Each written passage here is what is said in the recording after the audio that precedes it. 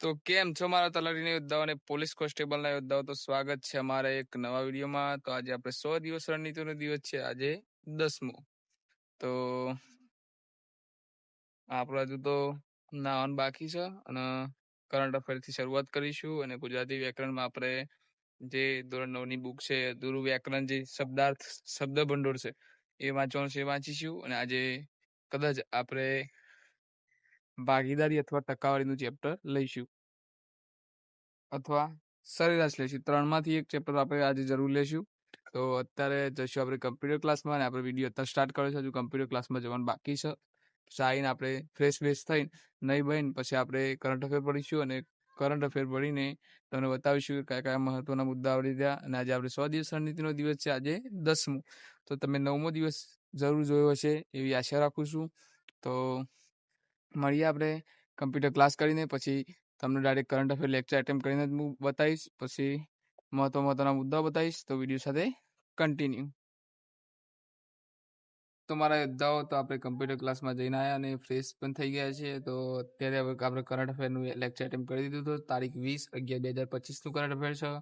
તો વિડીયો સાથે બને રહેજો. તો 20/11/2025નું કરંટ અફેરમાં આપણે કયા કયા મહત્વના મુદ્દા આવી રહ્યા એ પણ તમને બતાવીશું. તો વિડીયો સાથે કન્ટિન્યુ. તો મારા યોદ્ધાઓ જોઈ શકો 20/11/2025નું કરંટ અફેર છે.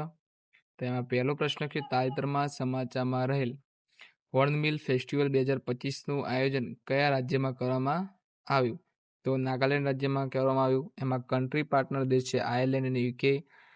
અને આ હોર્નબિલ ફેસ્ટિવલ છે, તહેવાર કહેવામાં આવે છે. એમાં સ્કોટિશ કલાકાર છે રૂવાદ રીદ મેકલિન છે, અને પ્રથમ ઉજવણી 2002ની સાલમાં થઈ હતી. અને નાગાલેન્ડનું એક કરંટ અફેર છે કે દરેક જિલ્લામાં વરિષ્ઠ નાગરિકો માટે વૃદ્ધાશ્રમ સ્થાપશે. એના પછીનો પ્રશ્ન મિત્રો, તાજેતરમાં સમાચારમાં રહેલ ગ્લોબલ બિગ કેટ સમિટનું આયોજન ક્યારે કરવામાં આવશે? તો 2026માં. એ પણ આયોજન આપણા ભારતમાં નવી દિલ્હી ખાતે. 7 બિલાડી કુળની પ્રજાતિઓ છે. શરૂઆત 2023માં થઈ હતી મૈસૂર, કર્ણાટકમાં, જ્યારે પ્રોજેક્ટ ટાઈગરની 50 વર્ષની ઉજવણી થઈ હતી ત્યારે. અને એનું મુખ્ય મથક જે ગ્લોબલ બિગ કેટ સમિટનું છે, એનું મુખ્ય મથક પણ આપણા ભારતમાં છે. એના પછીનો પ્રશ્ન મિત્રો, તાજેતરમાં સમાચારમાં રહેલ કર્ણાટક સરકારે આર્ટિફિશિયલ ઇન્ટેલિજન્સ માટે પર્સનલ કમ્પ્યુટર રજૂ કરી. આ પીસીનું નામ શું છે? તો કિયો. કિયોનું પૂરું નામ છે knowledge driven economical open source. Launch કોને કર્યું? તો 28મી જે પીસી બેંગલુરુ ટેક સમિટ હતું 2025માં બેંગલુરુ કર્ણાટક ખાતે, ત્યાં એમાં ઉદ્ઘાટક હતા આપણા મતલબ કર્ણાટકના સીએમ હતા કે સિદ્ધારમૈયા. એના પછીનો પ્રશ્ન મિત્રો, તાજેતરમાં સમાચારમાં રહેલ એશિયાનો સૌથી મોટો એલિવેટેડ મેટ્રો ડેપો ભારતના કયા શહેરમાં મેટ્રો લાઇન માટે 2B માટે ઉદ્ઘાટિત કરવામાં આવે? તો મહારાષ્ટ્ર, મુંબઈ ખાતે. અને MSSP મહારાષ્ટ્રનું છે. ભારતની પ્રથમ વર્ટિકલ યુનિવર્સિટી મહારાષ્ટ્ર ખાતે છે.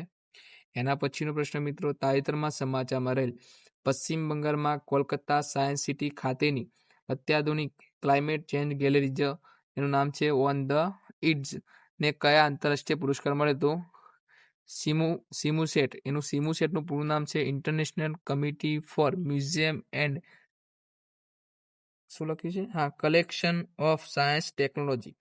ક્યાં એવોર્ડ મળ્યો? તો international council of musician general conference જે યુએ ખાતે થઈ હતી 27મી, ત્યાં આપવામાં આવે છે. એના પછીનો પ્રશ્ન મિત્રો, તાજેતરમાં સમાચારમાં રહેલ અજય વોરિયર નામની કવાયત કયા બે દેશો વચ્ચે થઈ? તો ભારત અને યુકે. આવૃત્તિ 8મી છે. આયોજન બીકાનેર, રાજસ્થાનમાં થયું છે. દર 2 વર્ષે થાય છે. અને ભારત સેના અને બ્રિટિશ આર્મી વચ્ચે થાય છે.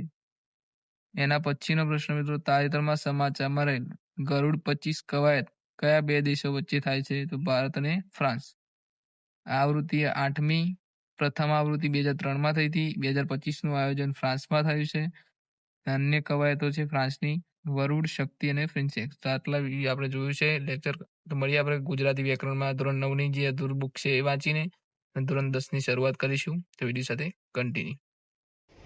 તો મારા યોદ્ધાઓ, તો આપણે ગુજરાતી વ્યાકરણમાં જે અધૂરું જે શબ્દ ભંડોળ હતું એ ધોરણ 9ની અને ધોરણ 10ની થોડા 5 ચેપ્ટર વાંચ્યા છે. ઝડપથી આપણે પૂરું થઈ જવું હતું એટલે આપણે ચેપ્ટર વધારે વાંચ્યા છે, એમાં 5 ચેપ્ટર. અને એના પછી આપણે વિડીયોને અંત આપીશું, કારણ કે સમયના અભાવથી આપણે મેથ્સ રીડિંગ લેવાનું નથી આજનો દિવસ. આવતીકાલથી આપણે શરૂઆત કરીશું.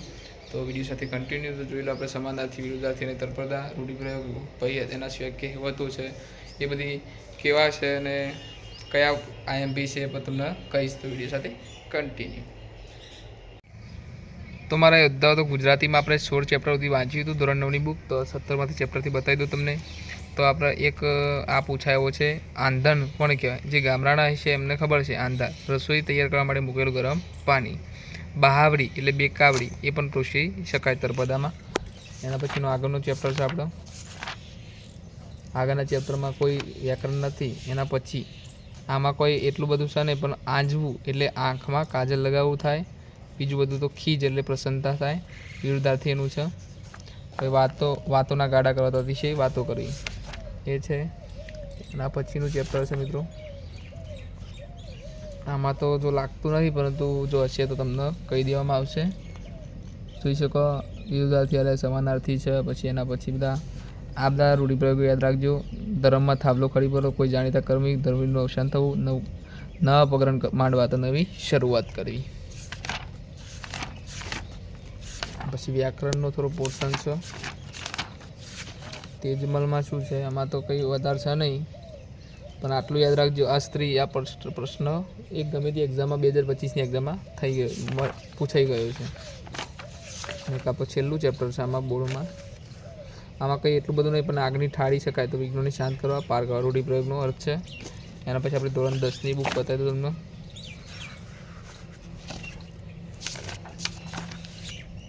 જોઈ શકો એમાં એક જ પ્રશ્ન પૂછાયો છે. એમાં તમને બતાવી દઉં સમાનાર્થીમાં કે ગમે એકમાં.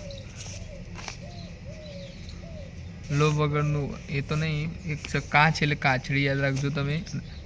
આણે એટલે લાવે. એના પછીનું ચેપ્ટર છે,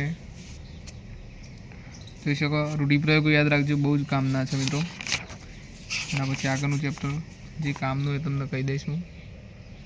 આ બધા કામના જ છે. નિર્મર એટલે મલિન, જે અમારા રેવન્યુ તલાટીમાં કદાચ હતો, કદાચ તો 99% તો હતો જ. તો એ તમે જોઈ શકો. તુરિયાનો તાર જાગી ઉઠો ઘણી વખત પરીક્ષામાં પ્રશ્ન પૂછાઈ ગયો છે. આઠે પોળનો આનંદ હો, એ પણ ઘણી વખત પરીક્ષામાં પૂછાઈ ગયો છે. ચોથા ચેપ્ટરમાં છે તો બધું છે નહીં, આ વાત છે બાજુ. રજા એટલે મરજી. આ રજા યાદ રાખજો, કારણ કે પેલી રજા તમે સમજી શકો. રજા એટલે તમે રજા પાડતા હોય એવી રજા, બરાબર.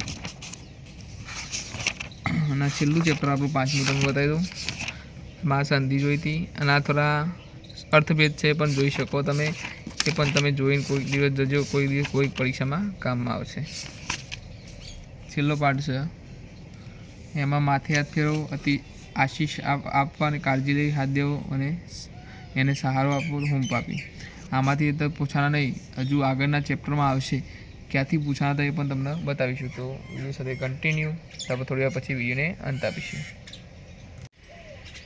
તો મારા યોદ્ધાઓ, તો આપણે 100 દિવસ રણનીતિનો દિવસ હતો આજે 10મો, અને કાલે વિડીયો આવ્યો નહોતો, તો એના માટે માફી માગું છું. કારણ કે થોડું કામ હોવાને લીધે અને થોડું આપણા જે અત્યારે ચૂંટણી કાર્ડ માટેનું જે SIR ફોર્મ ભરવાના આવે છે, એમાં થોડી ભાગદોડના લીધે આપણે કાલનો વિડીયો ઉતારી શક્યા નહોતા. તો અને કાલ વાંચ્યું પણ નહોતું, એટલે આપણે વિડીયો બનાવ્યો નહોતો, બરાબર. તો આજનો તમને વિડીયો કેવો લાગ્યો? અને આપણે આજે 100 દિવસ રણનીતિનો દિવસ આજે 10મો પૂર્ણ થાય છે.